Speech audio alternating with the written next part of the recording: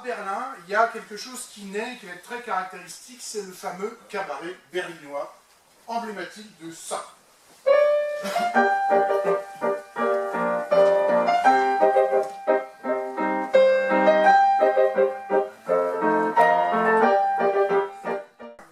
Bertolt Brecht, Kurt Weill, l'opéra de Katsu, c'est-à-dire typique de ce mélange entre Kurt Weill, qui est un compositeur qui a appris avec les grands compositeurs de post-romantique, et qui va s'intéresser à cette musique qui vient des États-Unis, à cette musique qui danse, qui est d'un seul coup complètement neuve. Une même musique, vous pouvez la transformer pour lui faire prendre une couleur différente. C'est un peu comme une langue, vous parlez avec un accent italien, vous parlez avec un accent russe, vous allez tout de suite déterminer, c'est un petit peu, je dirais, la marque de fabrique, c'est un peu pareil. Alors, les caractéristiques de cette musique typique des années 30 à Berlin, il y a un côté parodique déjà, et puis surtout il y a un côté exotisme.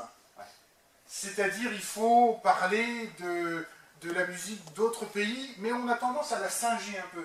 Oui, c'est ça, c'est-à-dire que ça reprend en fait le passo doble, le rythme de passo doble qu'on connaît bien.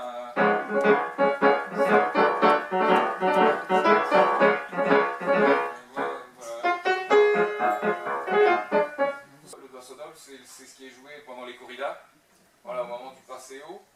Et alors là, effectivement, ils reprennent ça, mais sur le ton de l'humour. Donc la plupart du temps, le tempo est plus rapide. Donc, okay.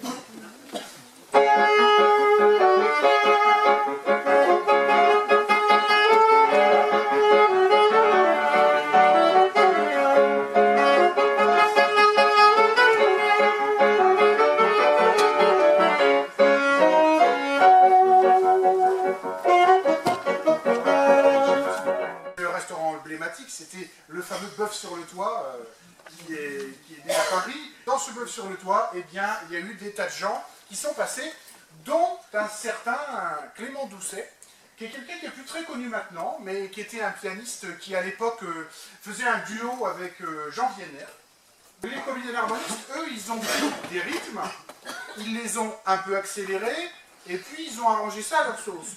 Lui s'est dit, moi je vais prendre une œuvre que tout le monde connaît, et je vais l'arranger. Alors cette œuvre que tout le monde connaît, c'est une valse de Chopin.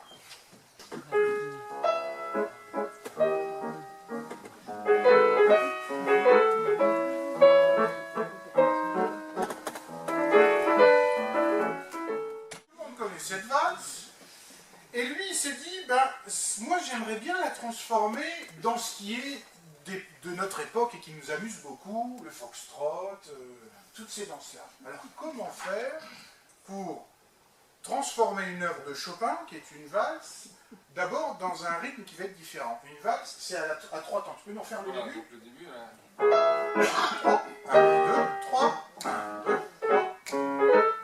Voilà. Si on prend ce qu'il y a après, ici, c'est caractéristique du moment qui tourne valse. 1, 2, 3, 1, 2. Ça donne vraiment envie de danser. Voilà. Alors lui, il s'est dit déjà, pour commencer, on ne va pas faire à 3 temps, on va faire en binaire. ouais, on installe en fait une basse, au lieu de faire. C'est déjà un peu plus trivial. La mélodie reste la même en fait. Et évidemment, tous les rythmes vont être syncopés.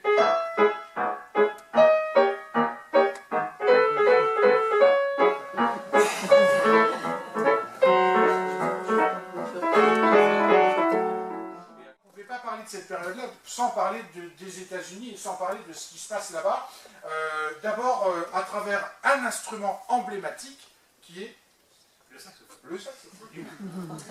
Aux États-Unis, ça commence dans les années 20. Alors là, c'est le grand boom. Les Américains sont fans de l'instrument. C'est comme la guitare à partir des années 50-60. C'était vraiment le rock, tout le monde voulait une guitare électrique. Mais dans les années 20, tout le monde voulait un sax. Il y a une production énorme de saxophones aux États-Unis. Et donc, comme le disait Olivier, il y a 2 musiciens qui sortent du lot. C'est Rudy Vidoft, d'abord, qui compose ses propres compositions tirées du ragtime et assez virtuoses. Et puis il y a Jimmy Dorsey. Alors un petit exemple avec Rudy Vidov justement, dans le traitement du saxophone, on a affaire là à quelque chose la plupart du temps de très très virtuose en fait. Très virtuose, il va très vite, et ce qui est très amusant, c'est qu'il utilise des techniques complètement nouvelles à l'époque, par exemple le slap.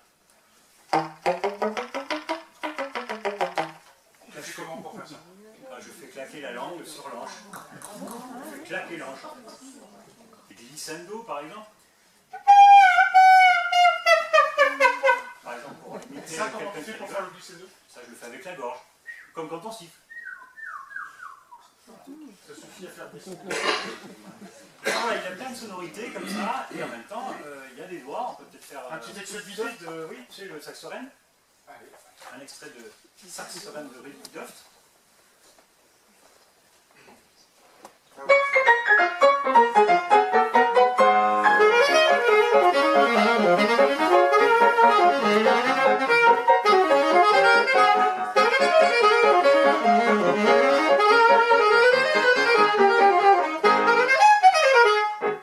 Par exemple.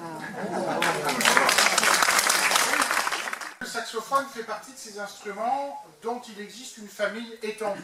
Certains instruments ont été beaucoup déclinés. Par exemple, la flûte, il en existe un peu que 2 ou 3 sortes.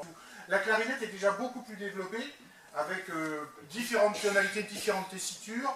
Et puis le saxo a été encore plus développé. C'est-à-dire que là, on a toutes les tessitures. Est très utilisé. Peut-être tout simplement parce que la tessiture de l'instrument est courte en fait. On fait 2 octaves et demie, c'est tout. Voilà.